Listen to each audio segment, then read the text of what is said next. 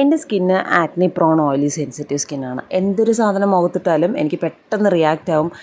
അത് ഞാൻ കുറേ റിസർച്ചൊക്കെ ചെയ്ത് കുറേ പരീക്ഷണങ്ങളൊക്കെ ചെയ്ത് വിജയിച്ച് ചില പ്രോഡക്റ്റ്സൊക്കെ നല്ലതായിരിക്കും, ചിലതൊക്കെ വൻ ദുരന്തമായിരിക്കും. പിന്നെ ആ ദുരന്തം മുഖത്ത് വന്നത് അത് മാറ്റാൻ വേണ്ടി ഞാൻ അടുത്ത പ്രോഡക്റ്റ് വാങ്ങണം. അങ്ങനെ ഇങ്ങനെ എക്സ്പെരിമെൻറ്റോടുകൂടി എക്സ്പെരിമെൻ്റാണ്. പക്ഷേ എൻ്റെ അമ്മയ്ക്ക് ഇതൊന്നും ഇഷ്ടമില്ല. എൻ്റെ അമ്മ നാച്ചുറലായിട്ട് പോകണം, നല്ല കൊച്ചായിട്ട് ഫുഡൊക്കെ കഴിക്കണം, ഫേസ് യോഗയൊക്കെ ചെയ്യണം, ഇങ്ങനെയൊക്കെ പറയുന്നൊരു വ്യക്തിയാണ്. So skin care is very much important in the day to day life because അത് ഇമ്പോർട്ടൻ്റ് ആണ്. അതെന്തുകൊണ്ട് ഇമ്പോർട്ടൻ്റ് ആണെന്ന് ചോദിച്ചു കഴിഞ്ഞാൽ ഐ ഡോണ്ട് നോ. എല്ലാവരും ചെയ്യുന്നുണ്ട്, ഞാനും ചെയ്യുന്നുണ്ട്, അത്രേ ഉള്ളൂ. പിന്നെ സ്കിൻ കെയർ ചെയ്യുമ്പോൾ അമ്മ പറഞ്ഞ് ഈ ഉള്ള കെമിക്കൽ മാത്രം അവൾ പുരട്ടുള്ളൂ എന്ന് പറഞ്ഞ് നാച്ചുറലായിരിക്കണം എന്ന് പറഞ്ഞിട്ട് പുട്ടിന് പൊടിച്ച് വെച്ച പൊടിയാണ് തന്നു വിട്ടത്. ബ്ലാക്ക് ഹെഡ്സ് ഒക്കെ കുറയുന്നതാണ് എൻ്റെ അമ്മ പറയപ്പെടുന്നത്. ഞാനതൊക്കെ തേച്ച് ഇങ്ങനെ ഇരുന്നു.